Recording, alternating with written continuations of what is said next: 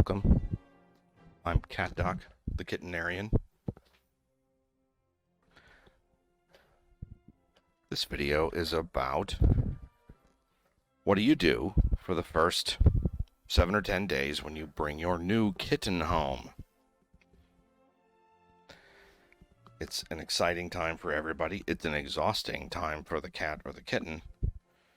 And there's ways to, there's ways to start doing things right from day one, and there's things that I need to tell you all about to avoid. See if the cameras are all aimed well. Yeah.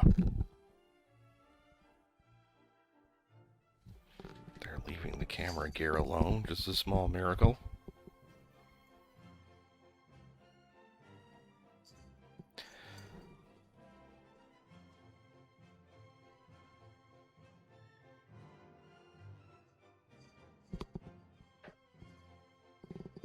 Like our light list here says, while it might be obvious to you, it's not obvious to everybody. I have had issues with each one of these items over my 27 years and 1,130 kittens and cats that I have placed. I love to set up a new kitten or a new cat in their own room, ideally not a bedroom. I'll tell you why, and I'll tell you why later. I'd love to set them up in their own room. Be really great if the litter box stays there after they have full run of the house. Now, that's not doable for everybody, I understand. But if you can, set them up in a room where the litter box is going to stay. Bathroom, laundry room, office, other unused rooms. That'd be wonderful. If you can't, not the end of the world. Certainly give them their own litter box in whatever room you set them up in. It is almost impossible to drop a new kitten down on the floor and they immediately go sleep yin and yang with the original cat or two that are in the house.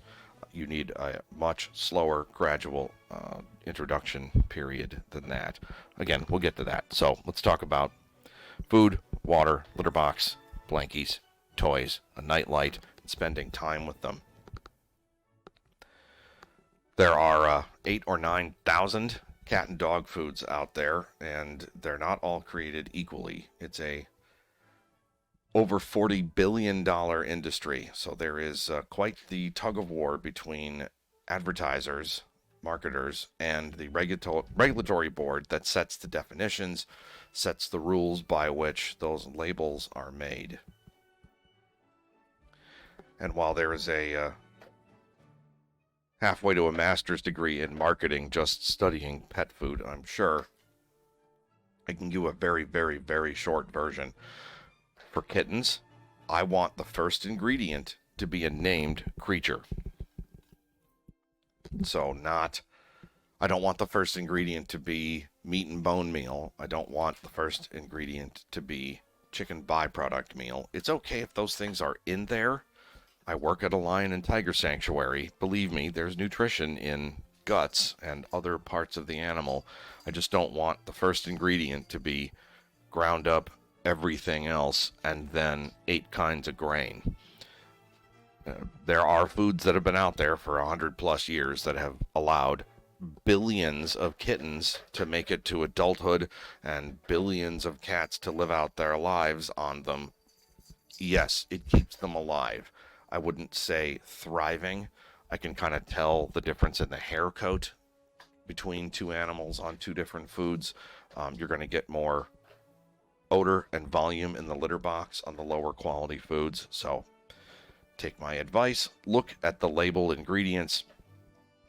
I want the first thing on the list to be a named creature, like chicken, ground chicken, or chicken meal, beef, ground beef, beef meal, turkey, ground turkey, turkey meal. You get the idea. Second ingredient after that, I don't really care. If the first one is a good quality ingredient. The other thing to do when you're at the label, look for the AAFCO statement, American Association of Feed Control Officials. They'll have a statement on there stating what stage or stages of life that food has been, it should meet the requirements for.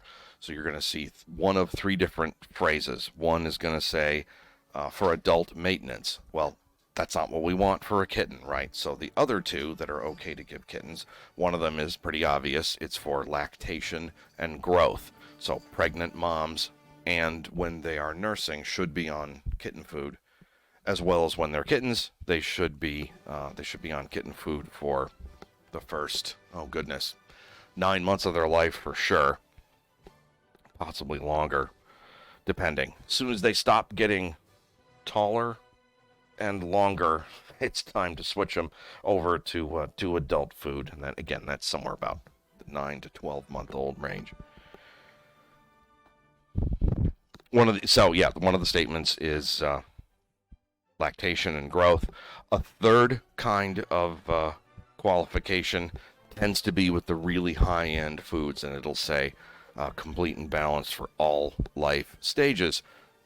It means literally that: pregnancy, lactation, kittenhood, adulthood. So for kittens, I want either all life stages or lactation and growth. Water, have a water dish or two. It doesn't have to be filled to the rim. Kittens are incredibly messy. They're going to run into it. They're going to run through it. They're going to splash in it. I would get a bowl and don't fill it up more than halfway. Get 2 bowls if you feel like you need more water. Keep the food and water away from the litter box. In this room I have set up, it's at the other end of the room from each other. If you put food and water near litter, you're going to make them averse to use the litter box, and you're going to make them averse to eat the food and drink the water. So just make it easier on them. Separate the food and water from wherever their litter boxes are. Change the water every day. Just dump the dish out. Wipe the dish with your fingers. If you don't, after a week or two, you'll actually see a thin scum of algae building up. So just dump it out, wipe it with your fingers, refill it. I don't see many folks in popular press. In fact, I don't know of anybody in popular press or popular media talking about light. Cats and dogs can't see in the dark. Half of my clients, or at least half, are surprised to learn that the cats can't see in the dark. They can see in the dim. They can see by starlight, but not if it's overcast. They have amazing senses. One of my cats, who you'll meet in some other video, Bonkers, has no eyes. He lost them to rhinotracheitis virus as a wee little kitten. So he makes do. He does very, very well with all of his other senses, but he can't see. Cats who can't see, if they are an anxious animal, will start to imagine the jackals might be hiding in the shadows. The cats have been on the menu for all 7 million years that they've been around. There's at least 100 things where they came from that have kitten or cat on the appetizer or main course menu.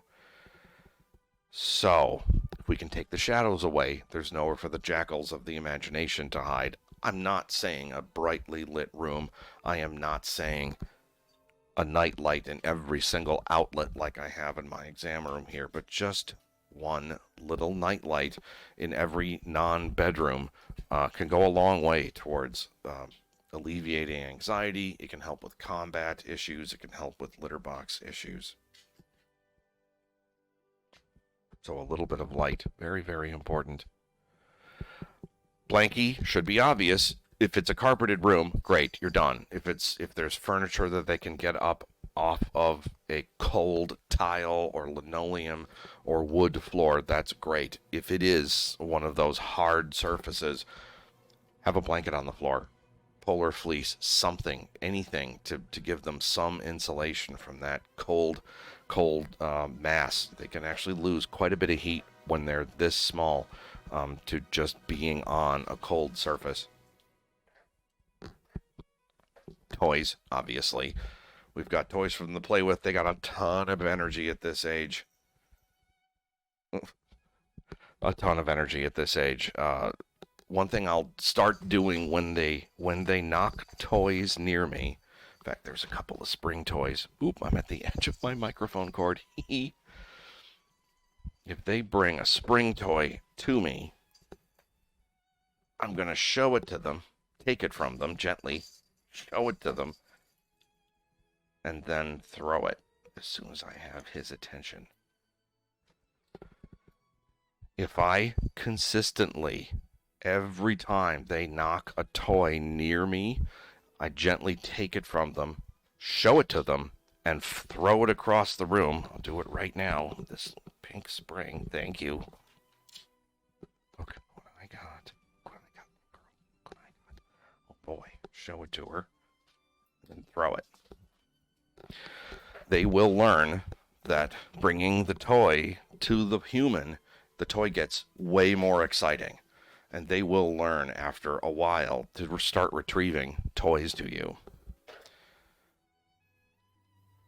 What I've had to do with all of mine is when they, if they get it within 5 or 6 feet of me, I'll get up, go get the toy, show it to them, and throw it. I'll eventually stop putting as much effort into it. They have to get the toy closer and closer to me before I will fling it or throw it. And I've got a couple of my cats who they'll come up with a spring toy and just put it right into my open palm and drop it in my hand for me to chuck across the room.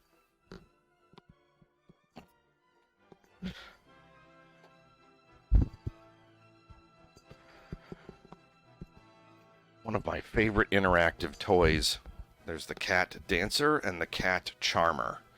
This is something very similar to, this isn't a brand name cat charmer, but it's a little bit of fleece on a little wand. Let me see if I can get a camera angle so I can demonstrate what I want to talk about. When you have flexible kind of fishing pole or strips of cloth like this, you got to be mindful of how you are flinging it through the air. If I just go, let's see, straight back and forth, it's going to whip the end of the toy. And if you happen to be unlucky and pop them right in the eye, you can give them a squint or an infection or just make them hate seeing that toy come out of the drawer. So what I'm going to do is I'm going to take shaky cam. Everybody hang on to something. Shaky cam. Make it a little bit taller. See if I can aim it up. So what I want to do with the end of my toy wand is, again, not back and forth. I'm not trying to whip it. But if you form an infinity symbol or a figure eight on its side as it goes through the air, it's exactly what you do with fly fishing. So I'm going to be making this form a figure eight or an infinity symbol as I am flipping the toy around, and that way, when I go to aim it at a kitten's butt or near their face, it's going to lilt or fall flat onto the ground near them, not snap like a whip. Now let's see all that talking if I can successfully do this.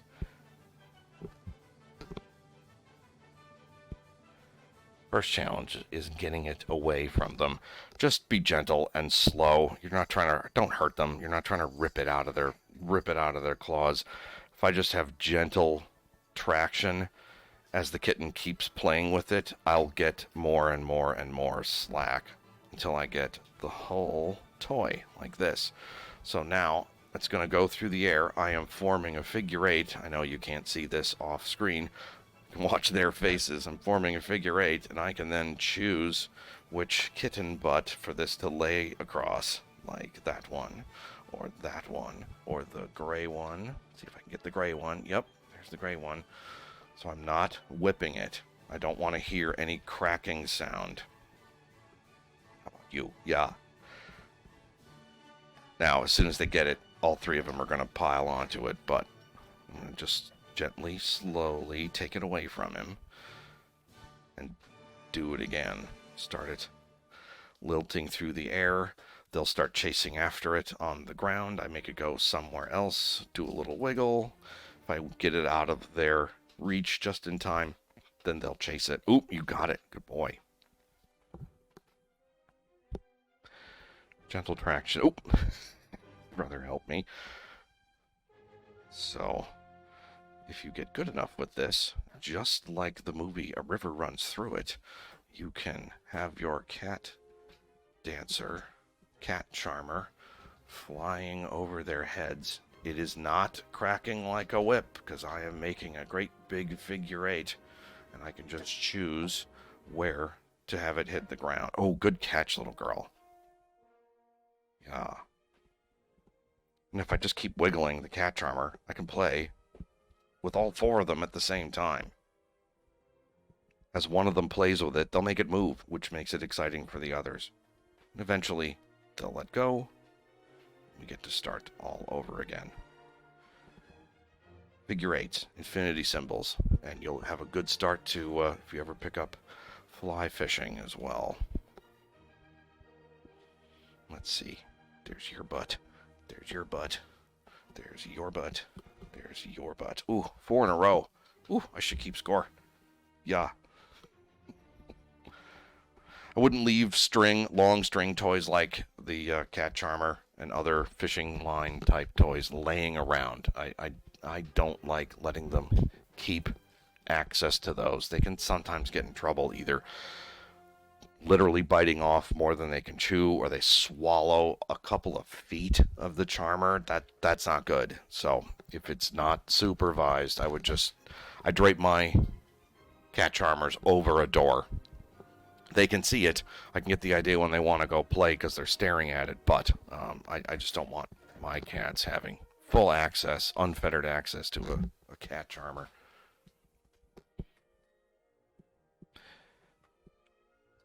"45 minutes a day with them. It has been studied there is a difference in the adult sociability, the friendliness of kittens who have had just 15 minutes a day with people versus 45 minutes a day with people. I am not saying you are carrying them around, corporal cuddling them for 45 minutes. I mean playing with them, interacting with them. That can be as simple as you're just sitting on the floor in the same room as they run around. Again, they bring a toy near you, pick it up, throw it. That's fine. Here, ooh, you stole her spring toy. I'm going to lean forward, grab this spring toy, show it. Boy, make it super fun. Petting them, great. Cuddling them, awesome. Sleeping in your lap, fantastic. But just spend time with them, interacting with them for 45 minutes or more a day. I don't know that you really can overdo it. If you pick them up and they want to be squirreling around and they want to be set down on the ground or they gotta go, I would not wrestle with them. I wouldn't force them to be held. I wouldn't let them win either, if that makes any sense. If they're squirreling around like they want to get down and go play with something or chase with something, I gently set them down on the ground. I don't let them just leap out of my arms and leap out of my hands. Got to have some control over that. Really, really young kittens, like 3 weeks, 4 weeks old, have this terrifying wood duckling kind of, I don't know how else to describe it. They have no idea what depth and height means. So if they want to get down, they will just suddenly spring out of your hands from any height, no matter how tall you are. So when I'm holding a wee little kitten, let's see if I can grab this boy and show you. If I've got a wee little kitten in the top camera, I have a finger between his front legs and the rest is cupping his chest and belly. So if I'm holding him like, oh, you can't see. There, if I'm holding him like this, I'm supporting his butt. He wanted to get away. I kind of let him win there, but be very careful carrying around wee little kittens because it's terrifying. They are usually fine. They're mostly cartilage at that age, but it's your heart's going to stop as they fall after leaping out of your hands from 5 feet in the air. Just be mindful. Be ready to grab them. Again, that finger, holding their chest with a finger through between their front legs kind of gives you just an extra little bit of traction. You'll feel them start to leap out of your hands. You have a decent chance of catching them. Just be mindful of it. some food. What's Shaky Cam looking at? Nothing. Oh. Stalking.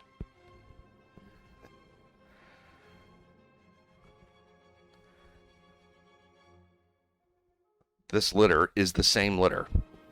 There's 3 white ones with little gray skull caps and a blue one. Cat fanciers don't say gray. That's far too common. We don't have gray animals. We have blue animals. Thank you very much. Litter of kittens can all have different fathers. By the way, just the way cats reproduce. They are induced ovulators, and if there's a couple of fellas, and I've seen it. I have seen litters of kittens with pretty obviously 3 different handsome strangers were hanging out for a couple of days. So this little gray girl, now she has the same shape as the smaller of the white siblings running around here. So maybe it's the same father. It just depends on which genes get turned on and which genes are turned off. So there's 2 different size genes here in the room. There's this little blue girl. She has kind of an interesting face. The one that she's playing with right now, so harsh, so roughly with, is they both have these short, small little faces. Reminds me of maybe an Abyssinian or maybe a Persian. I don't know. It's interesting to see their little faces change with time.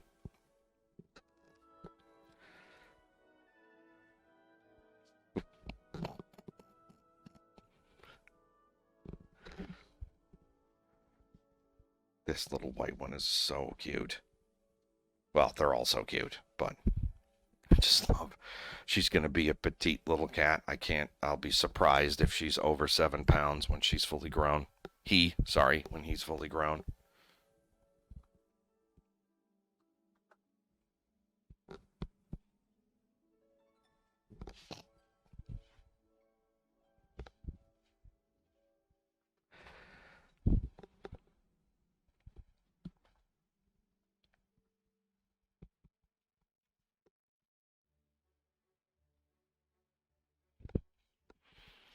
There, Shaky Cam.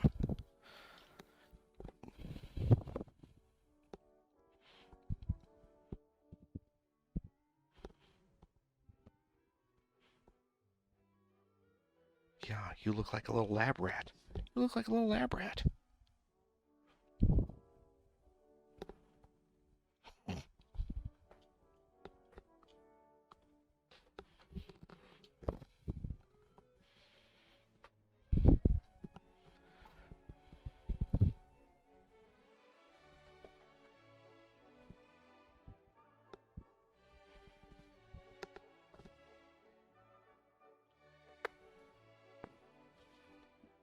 Come here.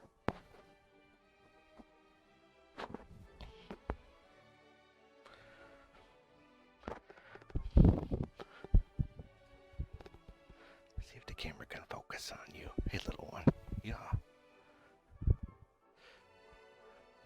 What are we doing tonight, Brain? Same thing we do every night, Pinky. Try to take over the world.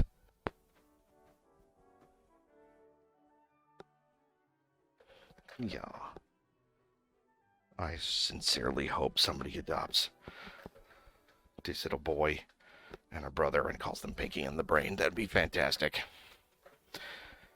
Interestingly, you run out of clever names after the first couple of hundred. So at 1,130, we haven't run out of material, but we've been through pizza toppings 3 or 4 times. Pretty much every pantheon, contestants on every game show,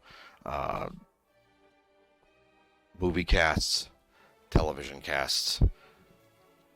Interestingly, about half of our cats just keep the name that they came with. So I have to caution my staff when they're picking names or picking groups of names that, amusing as it might be, that cat might get stuck with that name just from sheer inertia.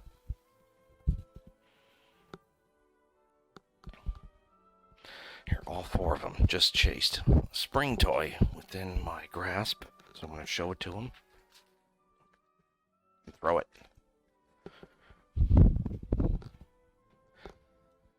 45 minutes a day, folks. Kind of a minimum. Not that you won't mind playing with your kitten, but if you're going away on a vacation for a couple of weeks, probably not the best time to bring a new cat home and just abandon them in your house. I've had that where folks are like, yeah, we had a sitter come by for the 2 weeks we were gone. Got a kitten, then we left. Oh, dear. Apparently the feather toy. Oh, jeez.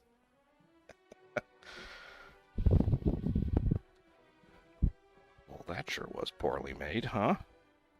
Yeah.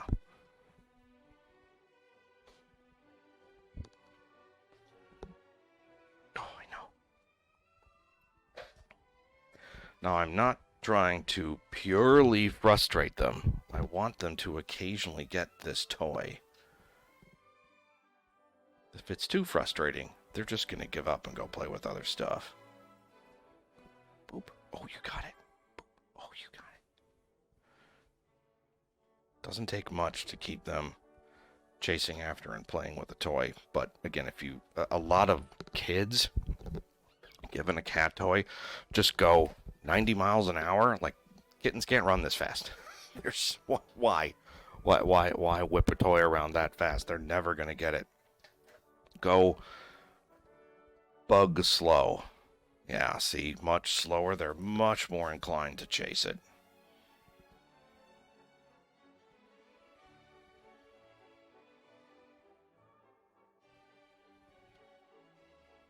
Yeah. Switch our lists over here.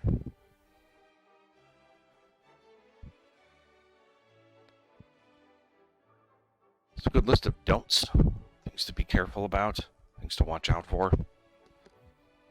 Number 1, by far, on the list is no hand games. By that, I mean no the claw, where you wrestle with them and grab them and, get them all riled up. Do not play the claw. No wrestling. No can you catch my hand games where they're swatting at your fingers. I don't do that with these guys, so they don't even know what the heck I'm doing. No hand games of any kind, ever.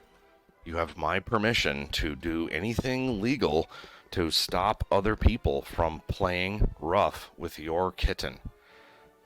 It's cute when they're only 3 pounds. It is not cute when they are 15 pounds and you've trained them exactly where to bite people if they want to be left alone. A lot of cats who are played with very rough as kittens will take a path at some point in their early life that they just don't want hands near them. They're just tired of being harassed and teased and taunted by hands. It's life-threatening. I'm not kidding when I'm saying that rough hand games is life-threatening to a cat. If a year from now, people in the house are getting bitten and scratched because the cat in the house is just so combative and angry and assuming any finger is a chew toy, those cats can get surrendered to shelters where they're almost always put down. Or the owners say, nobody can touch this cat, and it bites me every time I move underneath the sheets, and I want to, we want to euthanize it. We don't here at my hospital. We refer them to other rescues where they usually surrender the cat, but if it's a kill shelter and an animal has a history of aggression or breaking the skin and biting or just being too ornery for any staff member to handle, there's other nicer animals that need that cage. So the choice many times is made the hard way to put an aggressive animal down. No hand games. You're saving their life, maybe, if you don't train them to wrestle and bite at fingers. Now, the other side of that same coin is they're kittens. You've been watching these guys rip around for this whole time, playing with each other, fighting with each other. Now, kittens usually learn with each other pretty quick how much is too much. How much biting is, how hard a bite is too hard of a bite. Are you kidding? Nobody wants to come play with this sparkle ball. Just going to attack each other. Yeah, they're checking out the AV equipment. What do you boys think? But these two are play fighting. They are learning cat foo. It comes in handy, or it's very important later in life. If they were out in a colony of cats, they're learning. Well, this little gray girl is Halloween cats very, very frequently, but they're learning how to chase each other, how to play fight, where the soft spots are, how hard is too hard to bite, how hard is too hard to scratch. It's part of, oh, kids, that was two heads conking together, goodness. It's part of being a kitten, is initiating shenanigans. I don't want your fingers to be a target of them biting and nibbling at you. Oh, I was too slow to catch that spring door. Here we go. Oh boy, can I have this? Thank you. Look. Look. Look. See the spring toy? Look at how fun that is. It's so much more fun when a person gets it right.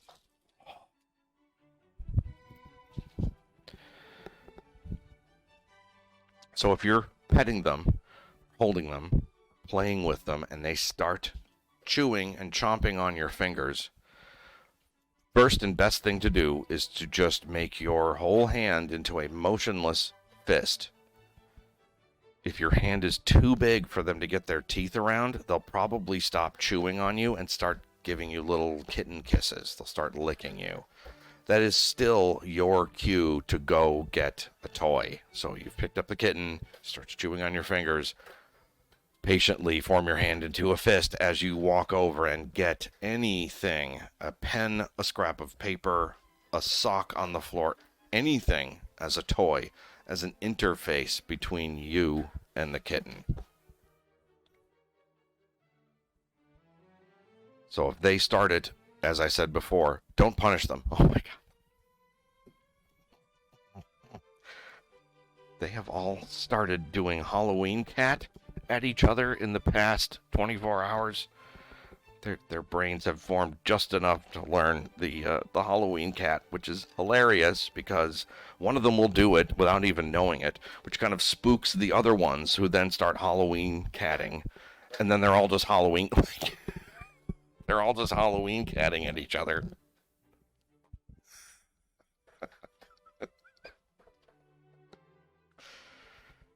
So again, these two on the tower, the little tall tower, they are fighting, but they are play fighting. They are learning how to be adult cats. Nope, Halloween.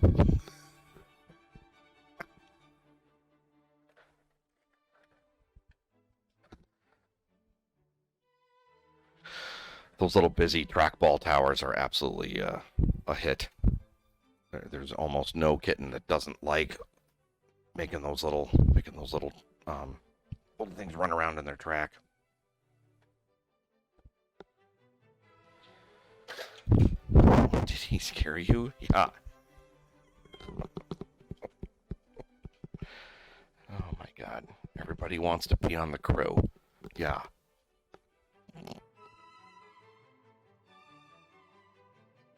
Not the camera crew. Nope, I don't need any engineers. We're all good.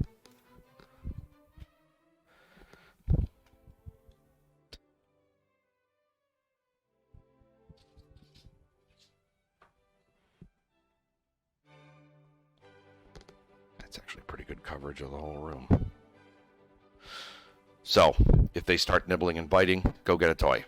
Do not flick their nose. Do not flick their ear. Don't punish them in any way, or you can very quickly train them to just hate hands. They'll hate being touched. They'll fear a hand coming towards them. Do not punish a kitten with your fingers. If I mentioned hiding in another video, I'll mention it again. I don't like setting up new kittens and cats in a bedroom. A lot of times, if they're spooked or scared, they will just find the deepest, darkest part under the box spring where nobody can reach them, and they'll just sit there and cower, and maybe you'll come in the next morning and some food has been eaten. I've had many, many owners say, well, we just waited for Fang to come out. We figured that Misty would eventually calm down and come out and play with us. And my input is, do not let them hide. You can speed up their acclimation and friendliness very, very, very much so by gently, calmly, not scaring them, but getting them. If you need to, put on a little winter gloves, gardening gloves, something like that if you're concerned about reaching under blindly into underneath to grab a kitten. But you have my permission to gently scruff them and pull them out from wherever they're hiding. I would advise not using a bedroom to first bring a kitten home to. But if they hide and cower, go get them. There's an Instagram account for Cat Doc the Kittenarian. One of the first videos was a feral litter that came in. In that litter, I had an orange one who was hissing and spitting and biting my leather gloves pretty hard, and his sister kept climbing me. Oh, like this one, kept climbing me. Was that on cue? Goodness. Her sister kept climbing me just to be next to my head and purring like a mad little thing. So he was hiding in the corner. She wouldn't stop climbing up my leg and being friendly, and the easy thing to do would be for me to play with and get cuddly with the friendly one, but that would be doing the orange one a disservice. So in that video, I go get the orange one with a pair of gloves and just start petting him with things that soothe kittens. These camera views are not great, but just a finger from their nose between their ears if they're really, really upset and angry. I know we'll get other feral litters through as the months and years roll by with this channel, and I'll show you some other shots, but let's see if this little guy will hold still. Yo, piranha.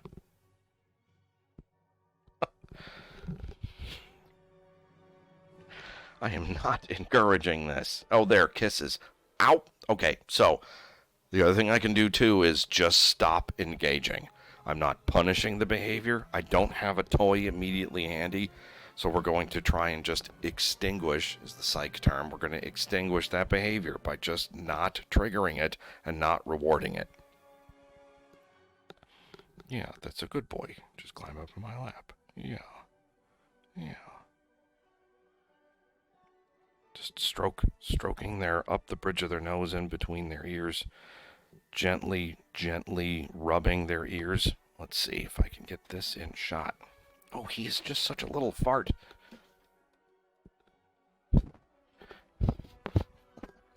trying to show people what a nice boy you are. So he's just biting at me. So I'm going to make a nice boring fist. And he can't get his mouth around me. And there you go. I'm getting kisses because he can't get his teeth around me. Oh, you were such a little piranha. Okay. Yeah. Thud. Thud. Thud.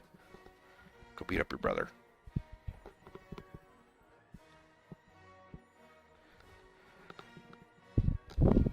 Keep kittens out of drafts.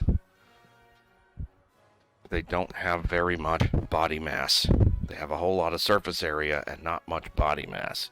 Kittens can cool off very, very quickly. Drafty room.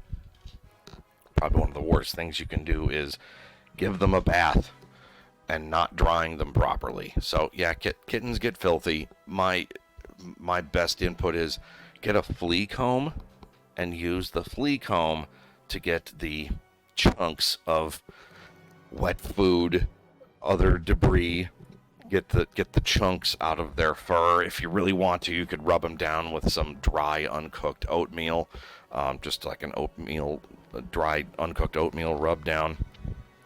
If you absolutely have to give them a bath, use gently warm water, use Ivory dishwashing liquid or Johnson's baby shampoo, get them clean. Get them clean. Good grief, just kicking his brother's head. Probably the most critical part is, don't use super hot water because they'll overheat very quickly. Don't use super cold water. You just use warm water. Bathe them. But the critical part is dry. Do not use a hair dryer on any setting to dry off a kitten. If you're using just no heat and room temperature air, you're going to chill them down. These kittens are maybe, a little kitten can be 6 ounces, 8 ounces. Think about how quickly you can cool off a hot cup of coffee if you used a hair dryer blowing over the top of it. Don't chill them with forced air. Don't turn the heat on the hair dryer either. You can cook them very, very quickly. Again, you don't hold your own hand up to a hot hair dryer for more than a couple of seconds. These guys, if they can't get away, you can absolutely give them hyperthermia and harm them pretty badly. You are a piranha. Yeah, take that out on your brother.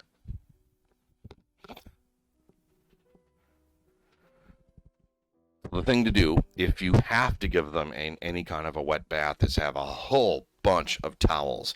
Microfiber towels are absolutely fantastic for soaking up liquids off the kitten.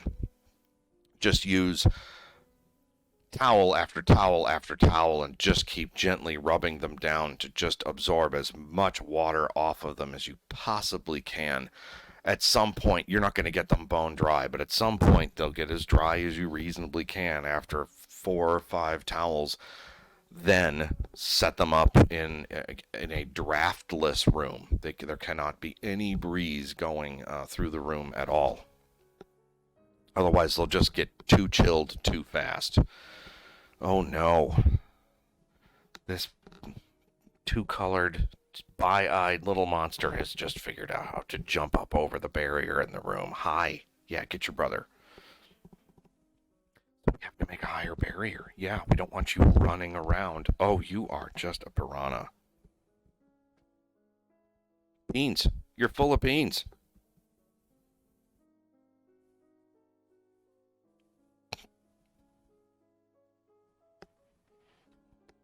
You're full of beans.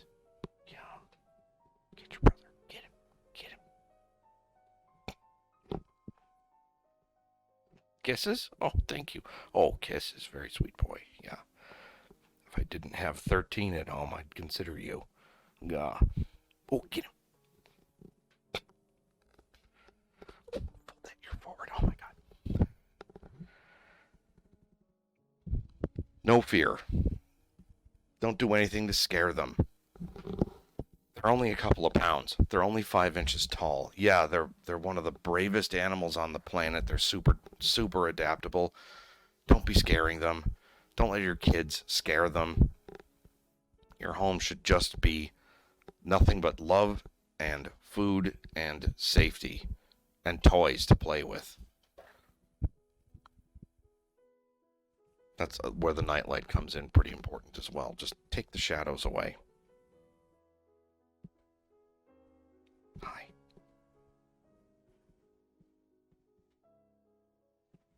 Those first 10 days, those first couple of months that a kitten comes home is going to set the tone for the rest of that cat's life in your family. Don't train them to be biters. Don't train them to hate people's hands. Teach them to love people's hands. Teach them to really look forward towards a hand reaching towards them. No.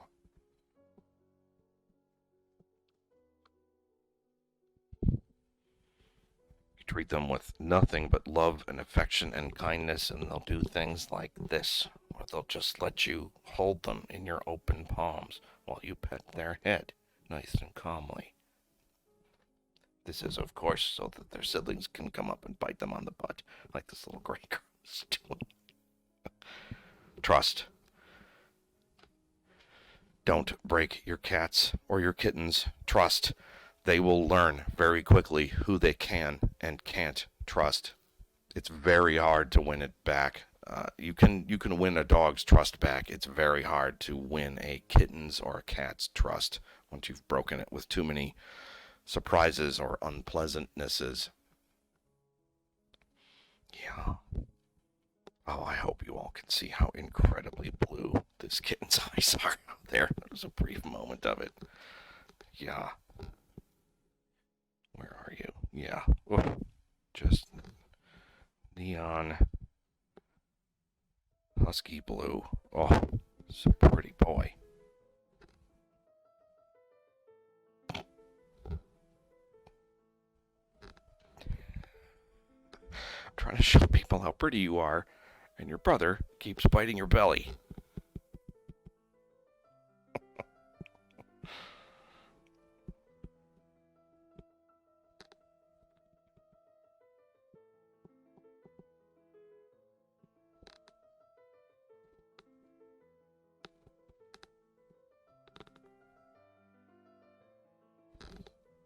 Hi, sweetheart. Yeah. Set the shaky cam down again.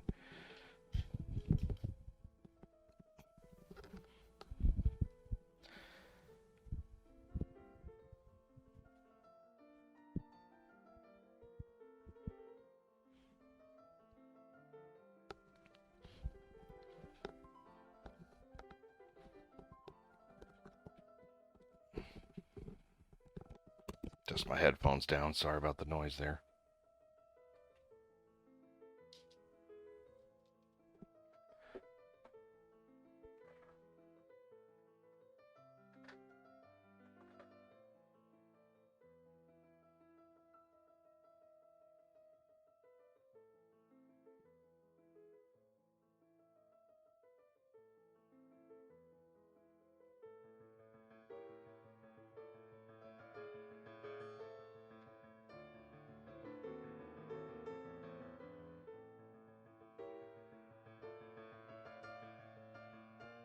It's okay to let kittens play fight like this. In fact, I think it's one of the joys of having more than one cat is 9 o'clock cat wrestling. They usually start off grooming each other. One of them gets this faraway look in their eye and they just can't help but lightly chomp down on their sibling. Then they'll groom and groom and groom. Then the other one chomps down. Then they groom, groom, groom, chomp, chomp. And then it turns into thousand hand slap and some practice play fighting. I always want cats to take turns regarding who is chasing who. If one is always being chased, certainly if they're being chased and they are hissing or growling, that's a problem you should talk to your veterinarian about. Some cats are pariahs. They just get beat up. They are way too shy and anxious, and their life is kind of miserable made miserable by the other cats in the house.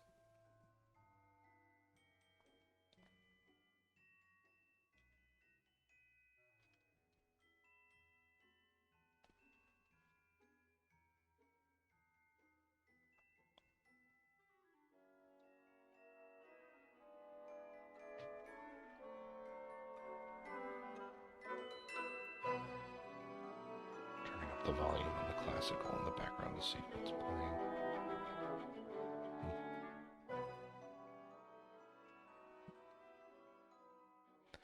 Oh dear.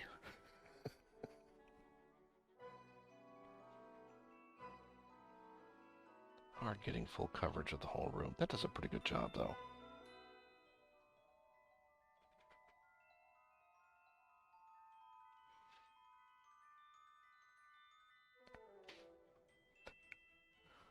Whether I say it in every video I make or not, the truth is, I am not your veterinarian. No video, no blog, vlog, certainly no online forum is a place to get sound veterinary advice. If you're concerned about a problem, don't go to the internet. Call your veterinarian. We don't charge for absolutely every single phone call. They may say, hey, we need to see your animal. I can't tell over the phone. Just call your vet. If you're concerned enough to ask the internet, call your vet. Skip 98% of the people who have no idea what they're talking about and giving bad or the opposite of helpful advice. Talk to your veterinarian.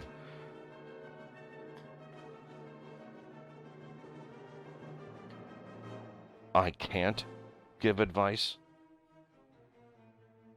if that makes any sense. If you go searching around on YouTube, there are no veterinarians that are doing live streams. Frankly, the income is better seeing patients and performing surgeries. I have some reasons that I have free time and can't do normal day-to-day veterinary duties. And so the world has an unending supply of kittens. I've already placed 1,100, so I might as well use litters as they come through and get adopted as fun props to have these talks. Someday I will hope to be streaming live, but I still won't be able to give specific advice. I can only give general, generic advice like I've done in this video. Things to do in general. I can't answer any questions about your pet, your animal's illness, your situation. I certainly am not going to look at anybody's medical records or blood chemistry results. There has to be what's called a valid doctor-client-patient relationship. I don't know what the MD, the human side of the world, is doing with COVID and video cameras, but I am going to uphold the professionalism of veterinarians as best I can. A proper doctor-client-patient relationship relies on many things that are not practical online. One of them being, I can't be anonymous to the client, and the client can't be anonymous to me. Nobody wants that online. I don't really want to drive business to my brick and mortar veterinary hospital that I own. I'm a veterinarian somewhere in the United States. I'm not your veterinarian.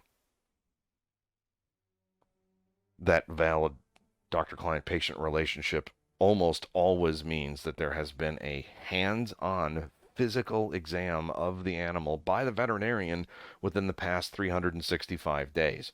So if you wonder why, well, I haven't been to the vet in a year and a half and they're forcing me to get an exam before I can pick up more heartworm meds, that's probably why. It's not greed. We're legally required to maintain a proper relationship with our clients and our patients. We need to have access to the patient's prior medical records. We need to have access to you and your address, and you need to know us and our address. That is just not good medicine to do that online anonymously. If somebody says, hey, my dog's got XYZ, what should I do? The answer is always going to be call your vet. Call your veterinarian. I am also statistically not licensed wherever you're watching this. Whatever state, county, precinct, prefecture, borough, monster control zone you're in, I am likely not licensed in it. So you should call somebody who is. A lot of things can be handled over the phone. At the very least, good triage can be done by the certified veterinary technicians, well-experienced assistants, and veterinarians. If you say, hey, my cat or my dog I'm concerned about X or Y or Z, they can give you a quick, efficient quiz on when did it start and how long has it been going on, and can you describe what came up or what came out, and go from there and tell you, give you advice on, well, frankly, probably when the next appointment slot is. There's very, very few things that I can diagnose over the phone with my own clients who I have seen recently. It almost always requires something hands-on. And photos. I mean, my goodness, I have been surfing around, let's just say, forums where I have read it online, and it astounds me. On the one hand, the number of folks who go to the internet forums looking for a cheap or free solution to something that is obviously urgently needing veterinary attention. And the other side of that coin is the number of horrible people who just feel completely free to type whatever they want and give bad advice, terrible advice. The best advice I always see, and they're usually the most upvoted, are the ones that say, call your veterinarian now. Call your vet. If you're concerned enough to take a picture of something and stick it up on the internet and ask for advice, you should do that with your veterinarian, who's probably going to tell you to come on in. But that's the right answer. We can't just write a prescription for antibiotics by looking at a, frankly, usually terrible picture, blurry or unlit, and making a diagnosis.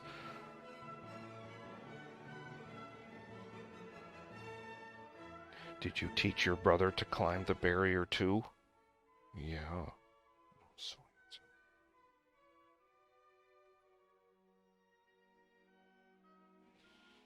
At some point, you guys are going to get tuckered out. Yeah. No, that is my headset cord. That is not a chew toy. God, incorrigible. Cat charmer again.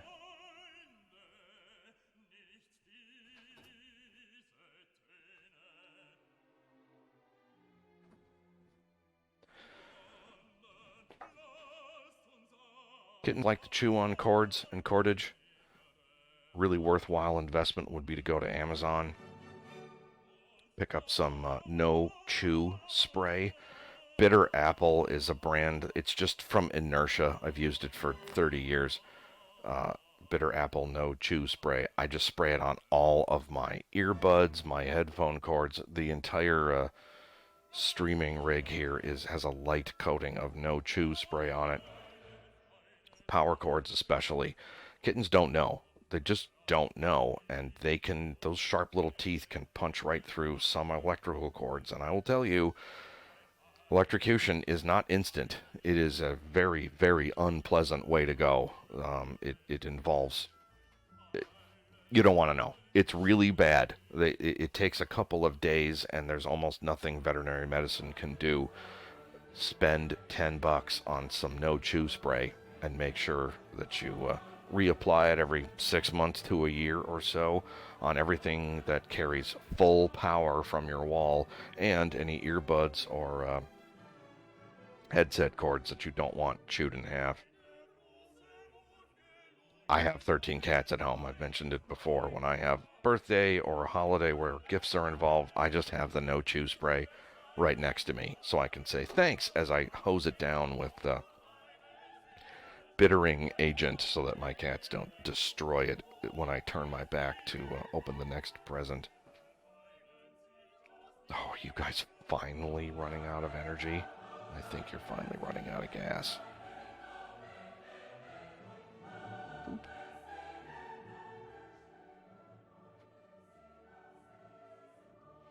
Good food, clean water. Litter boxes. I didn't go fully into litter boxes. There's a bunch of rules of thumb. Ideally, when your kitten is let loose into the rest of the house, it's nice to have one more litter box than you have cats. One on every floor of the house, whichever number is greater. Not everybody has the footprint for that. I understand. If you have a limited footprint, oh, thank you. Brought it right back to me. Shaky cam, no.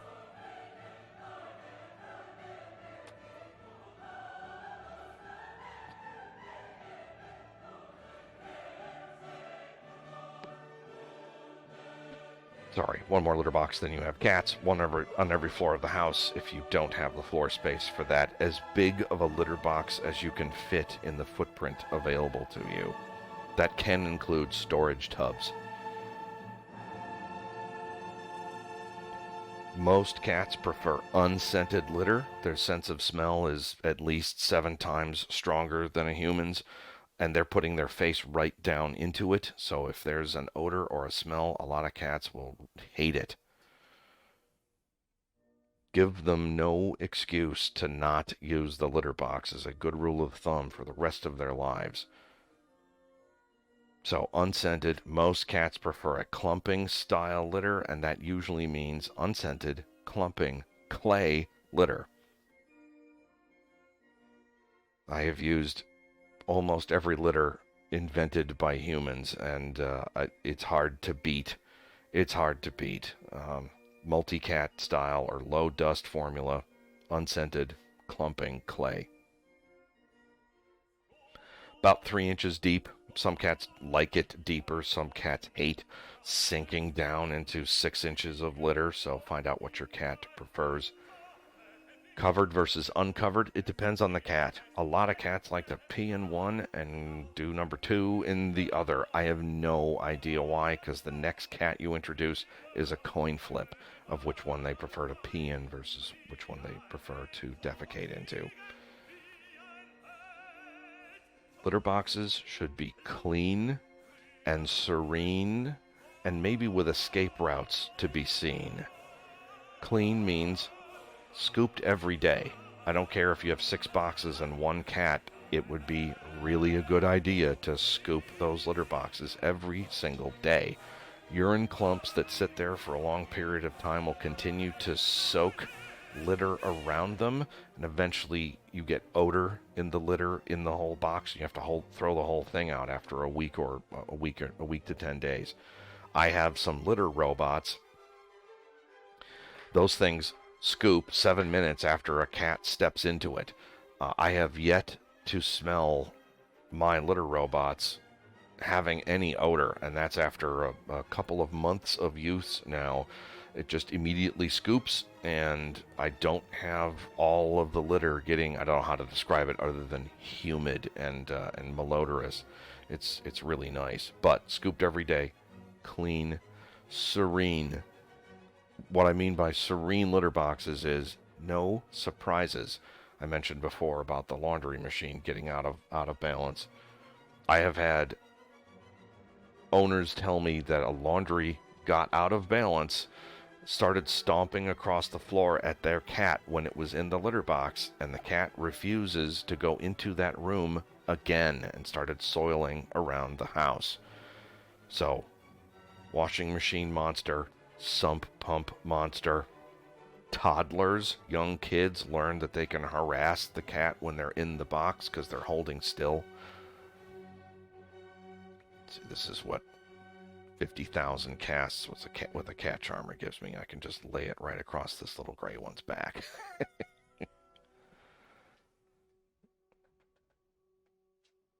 And then I choose you. Oop, he ran away. Just lay it near the mouse toy. Oh. Got it. Dogs. An 80-pound Labrador sticking its head into the covered litter box opening when the cat is trying to use the box is not serene. Set up a lot of folks will use a child barrier that the cat can get under, but the dog can't get through to give the cat privacy. As I said before, they've been on somebody's menu for 7 million years. So they don't eliminate up in the tree. They don't eliminate up high, because that would be broadcasting their location. They tend to go on the lowest level of the floor available. If that's the basement, so be it, but they usually go on the lowest floor of the house. I know I said put one on every floor of the house, but I can tell you if you have one on the top floor and one on the middle floor and 8 in the basement, they're probably mostly going to use the 8 in the basement. But, they go on the lowest level of the house. I am pretty sure they're making odor, they're making noise. I am pretty sure that's why evolution, Mother Nature, call it what you will, has most cats freeze completely still, so they don't give away their location to the jackals of the world. So they may know they're safe, they may feel safe, but their little brainstem is always worried about the jackal, eagle, bear, mountain lion, fill in the blank. Actually, there's no mountain lions in lynx. Yeah, there's no mountain lions where they came from, but their mind to some degree or another is concerned about predators getting them. So that can be a very stressful time around the litter box.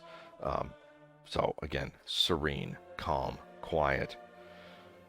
Have a night light wherever your litter boxes are. I said it before, cats can't see in the dark. A lot of folks keep their litter box in the central basement laundry room and then come to me wondering why Misty is going pee on the laundry. Well, If she doesn't have a urinary tract infection, we take a sample and say, nope, there's no crystals, no infection.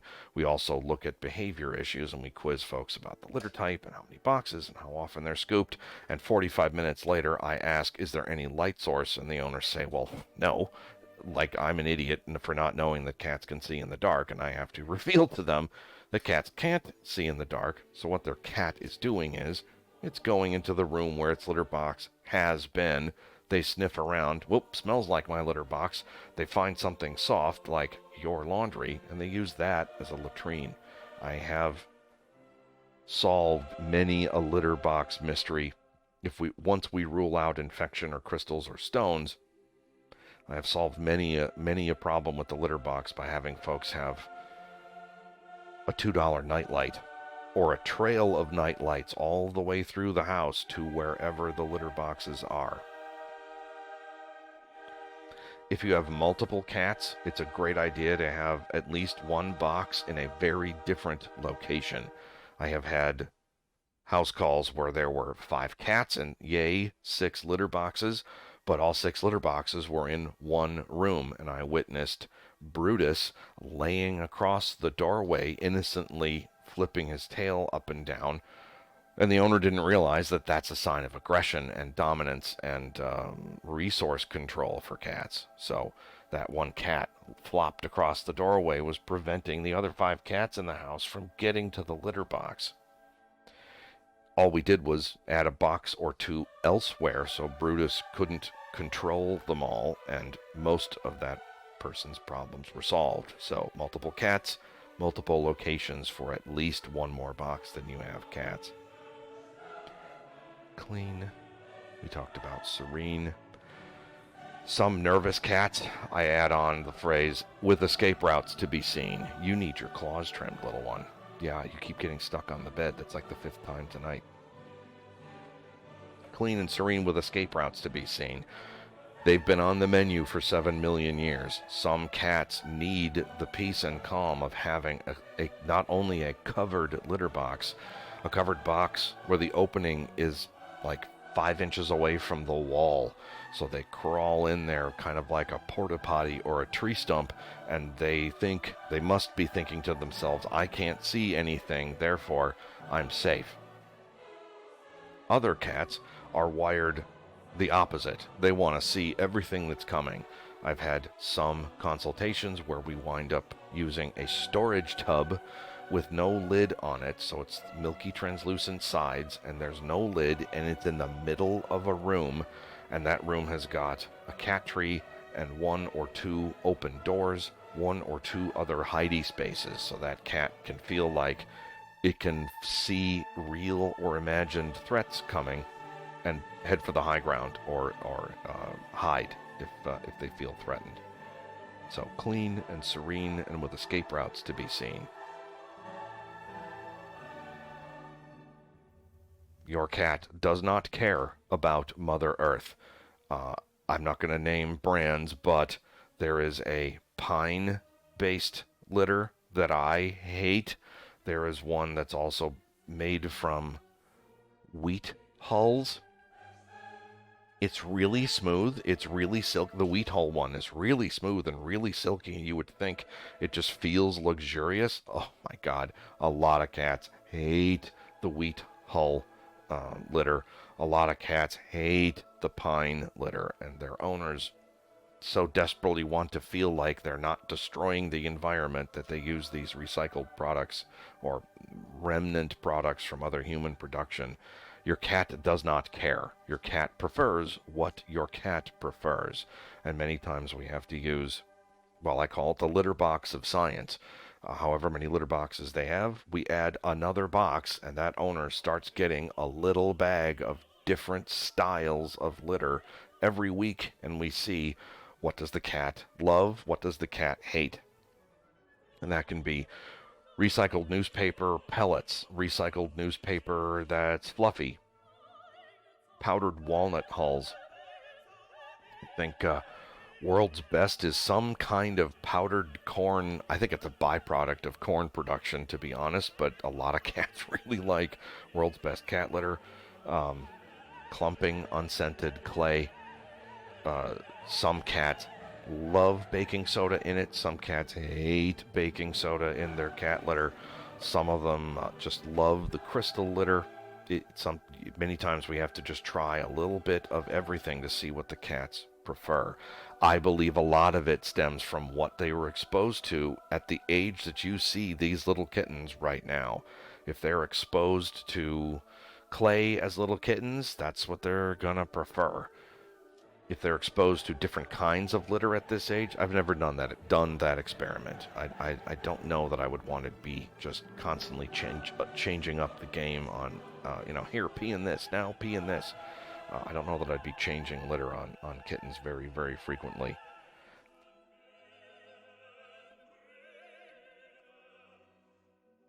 Slowly getting my cat charmer back. I don't want to pop those little baby teeth out of his head if he bites down. Now that's your own foot, silly boy. This one's fun. If I spin it at just the right rate, it forms this lariat over them that their heads just explode until one of them grabs it. Gotta be careful. There, you got it. Oh, you got it.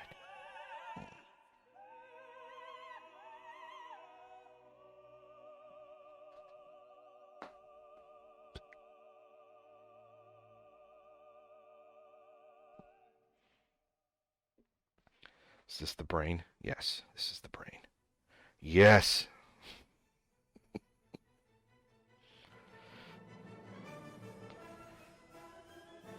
Try to take over the world after I get this toy.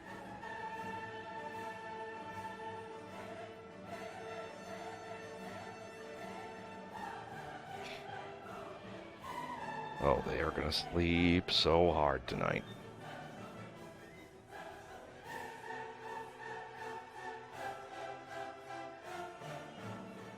We get our kittens from, well, all over the place.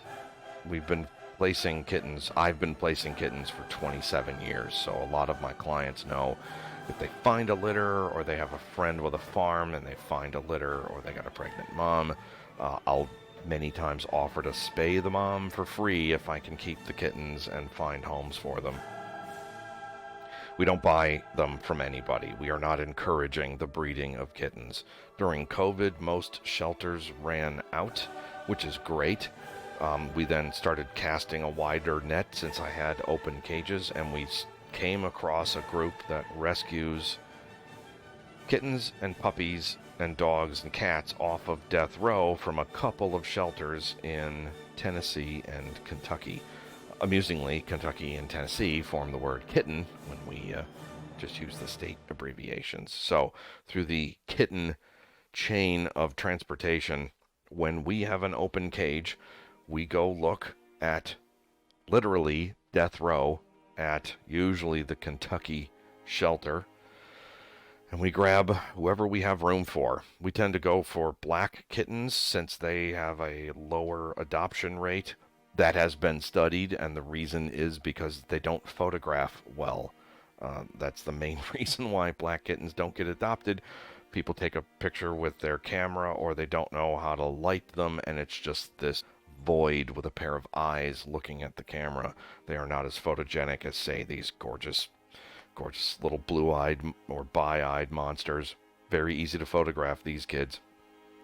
So we'll look for the hard-to-adopt black kittens, or if there's one who's a little sick or somebody who's a little bit gimpy, the ones who are least likely to get adopted and we feel like we can do them justice, we will flag them and tag them and pull them off of death row, and 2 days later we go pick them up nearby and then put them through our intake process. So we check and treat for ear mites, we check and treat for fleas, we deworm them anyways, and we still look at poop samples to see what other parasites might be on board there. Start treating infections, vaccinate them for everything recommended by the American Association of Feline Practitioners and the World Small Animal Veterinary Council. They get neutered or spayed. They all get a microchip. It's basically the whole kitten package if somebody just found a kitten and wanted to do the best by them. We just do that for all of our rescue kittens. And we charge for it. Don't get me wrong. We charge for it. I charge so that between all of the rent, staff costs, medicine costs, time costs, we probably about break even when we adopt these kittens out for a little under $200. But again, it includes a microchip and a spay and multiple RCP vaccines and a rabies vaccine and just everything they need, which again is about a half of what if somebody just came in with a cat and wanted those things a la carte.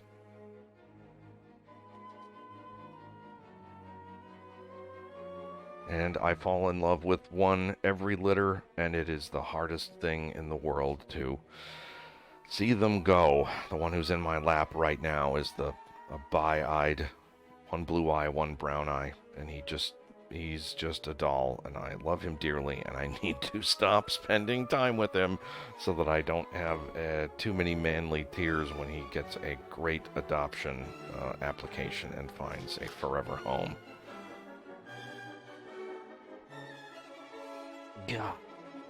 Yeah, now we gotta add on camera equipment costs to all this, don't we? No,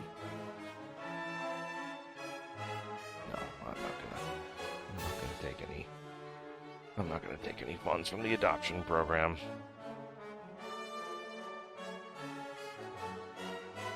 At some point we'll be doing live chats, and maybe I'll get some donations in through Ko-Fi. Who knows?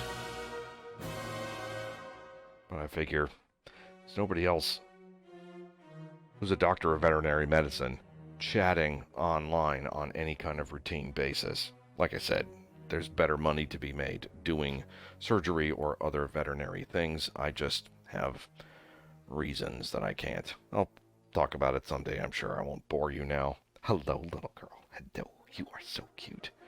Goodness. Can you show people how fuzzy? Let's show people how incredibly fuzzy your ears are. Where is the camera? If you grow in to that much ear hair, my goodness. I'm thinking, is that Persian? I think that's Persian in your wood pile. I don't know.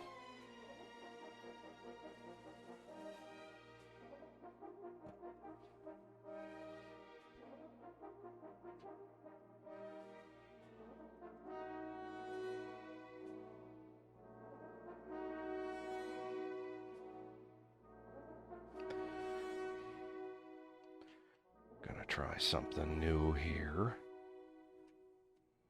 Supposedly, I should be able to make camera 3 if they hold still. And I can get it into focus.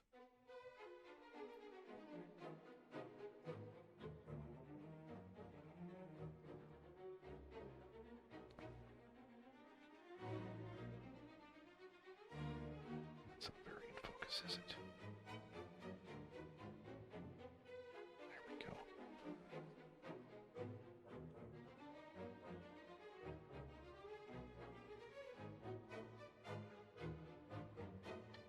Yeah.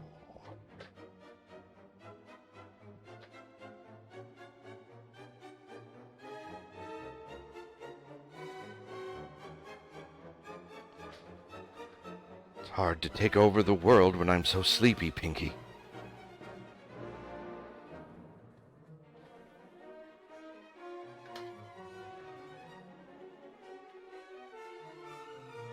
Oh, you need to get off of my lap or you're going to be number 14. Good grief.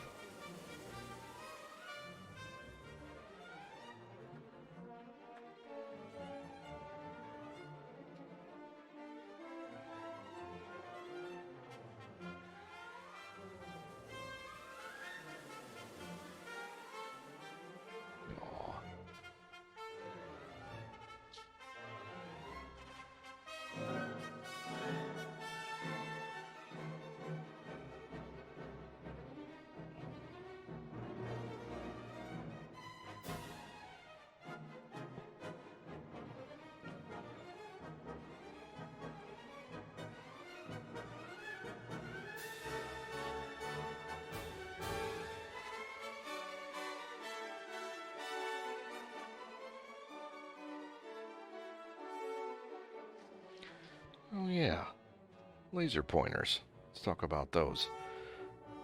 Just one of the greatest things ever invented for playing with kittens is the laser pointer.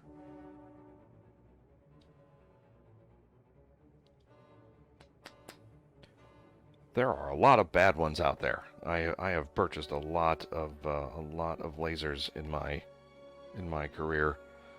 There's a lot of terrible ones. They work briefly and then give out. This one I'm about to pull out, however, has been working solid for 20 years. It was really pricey when it first came out. I think shout out to Alpec, A-L-P-E-C. Yeah, Alpec. Oh, here we go. September 2003, a 19-year-old laser pointer. Just will not die. Can't speak highly enough of it. But red lasers, they can see them at night, not so much in the daytime. Don't shine them in their eyes.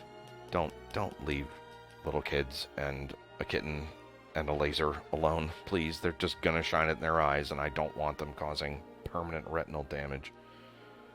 Certainly not with a green one.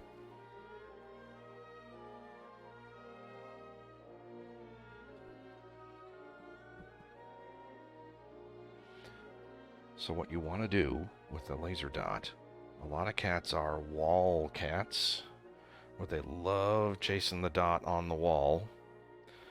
Other cats are floor cats, where they really, really, really like chasing the dot on the floor. These folks seem to be ambidotted.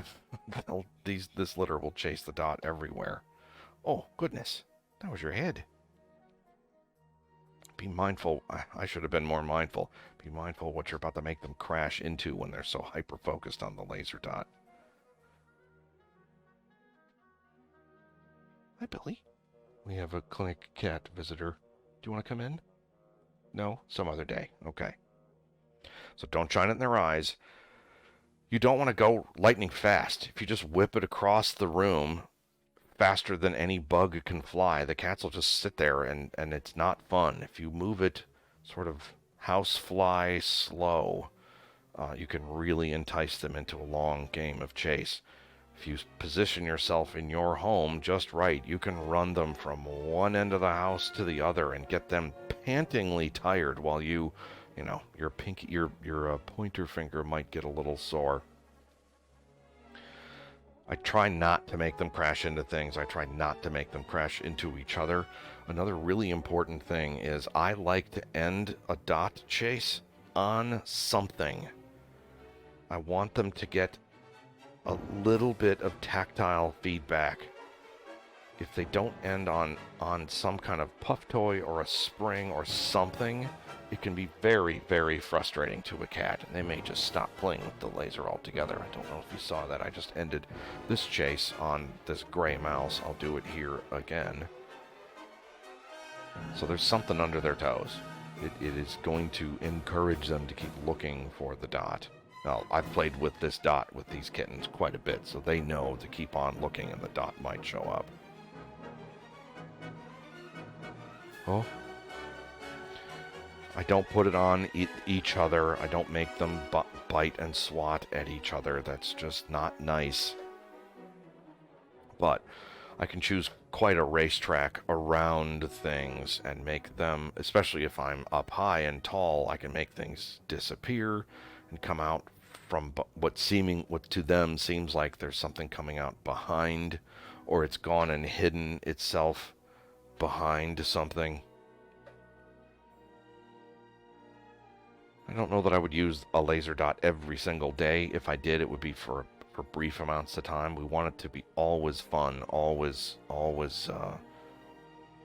enticing. Some cats learn pretty quickly that it's not real, and they just give up and stop chasing it. I can't help you there. Again, I'm trying to end. Oh, can you see a little girl puffing up like a Halloween cat? Poof, yeah, poof. Yeah.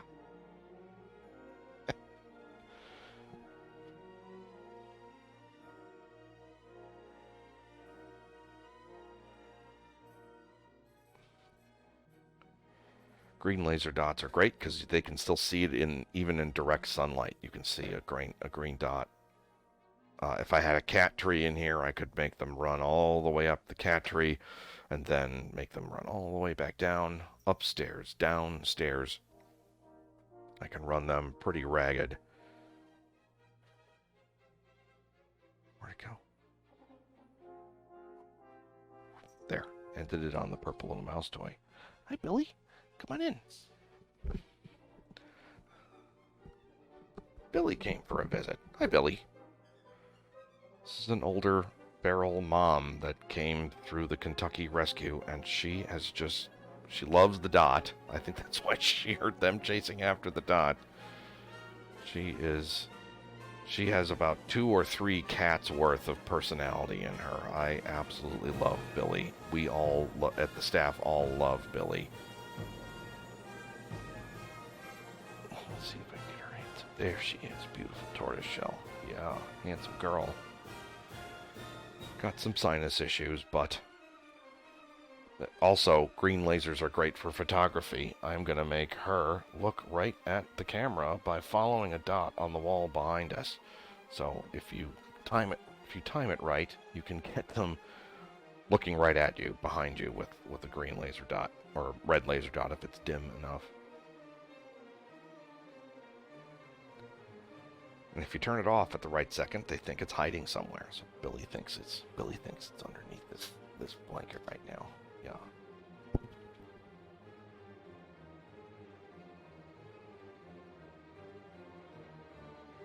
These are not her babies. Many queens are very accepting of other kittens. In fact, in a, air quotes, wild, in the semi-domesticated state that cats are on farms, queens will nurse each other's kittens. So Alice goes out hunting, and Beatrice will nurse Alice's and watch out for Alice's kittens. And then it's Beatrice's turn to go hunting, and Alice watches the kids.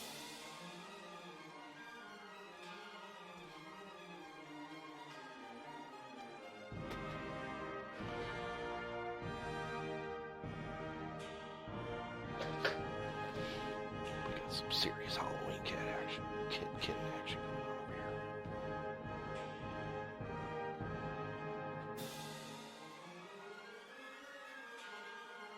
Now, Billy, be nice. You were nice. That was very gentle.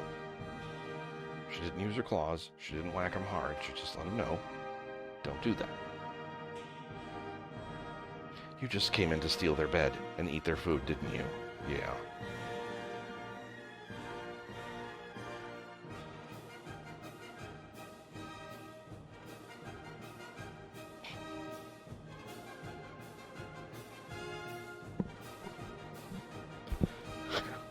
These little ones want to play fight with her so badly, but they're intimidated because she's 4 times their size. These kittens are exasperating. Aren't they?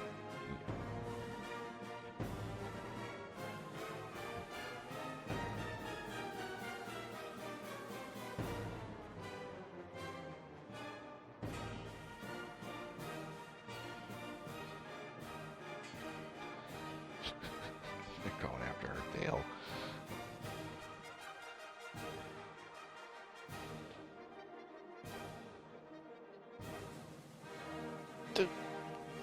She's looking at her own image up on the monitor.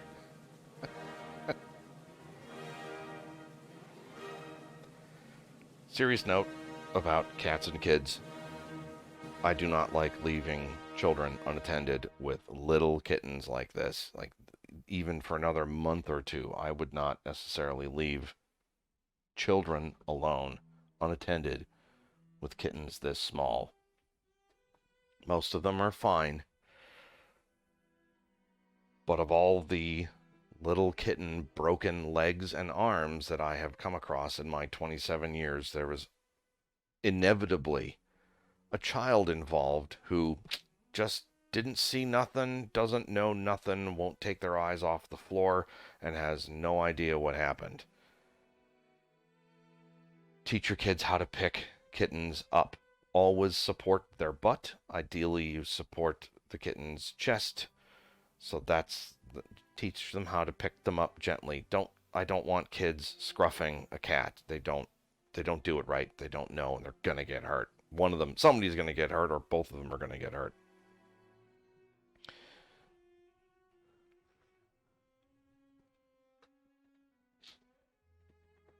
My feet are in the way. She came over to get some food, and they're all having a drink and following pseudo mom's lead. Oh, I hope I can get this on camera. This is actually very interesting. Sorry, shaky cam. Can you see this little kitten pawing at the water? Oh, I missed it. That would have been good. A lot of cats like to put toys in water, or they paddle or pat at water.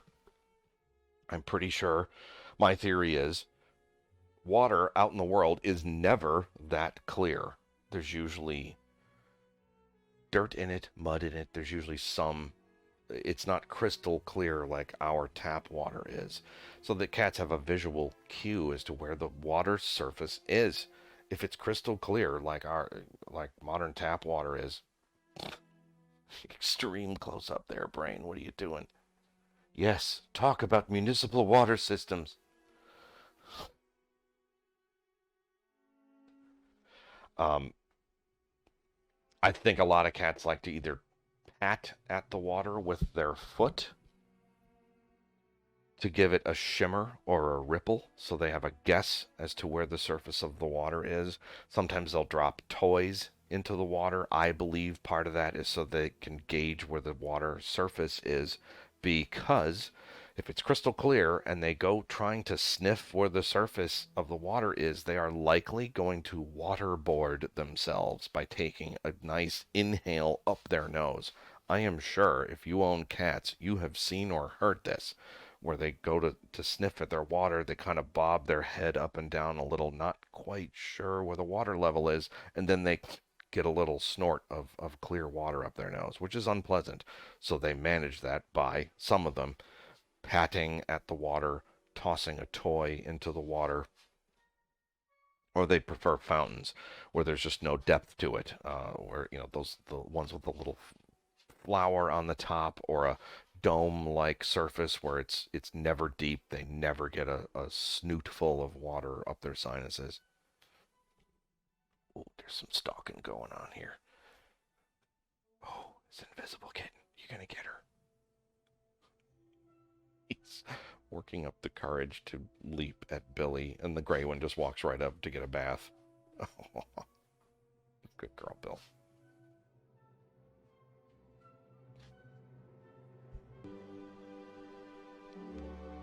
Oh, you're trying to make friends with her so badly.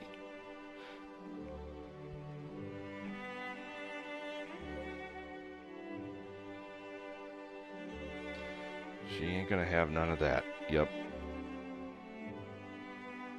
That is a mama cat politely putting a kitten in its place.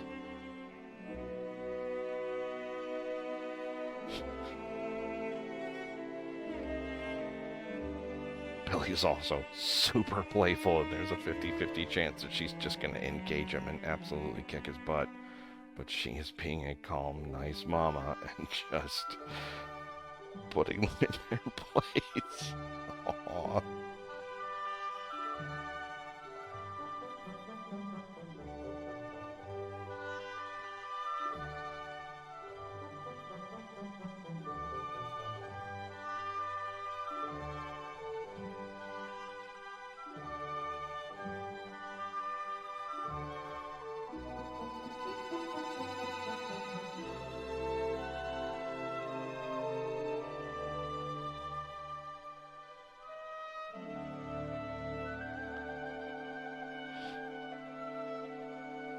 Oh, yeah, Billy's just gonna take a stretch and probably leave the room. If she's smart, she's gonna get out of here before they get too rambunctious. Whoop. Thanks for watching. You know which buttons to push. Donations would be great, obviously, for equipment upgrades and gym membership. I try.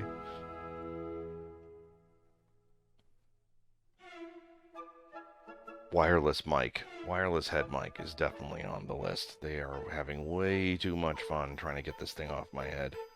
Here we go.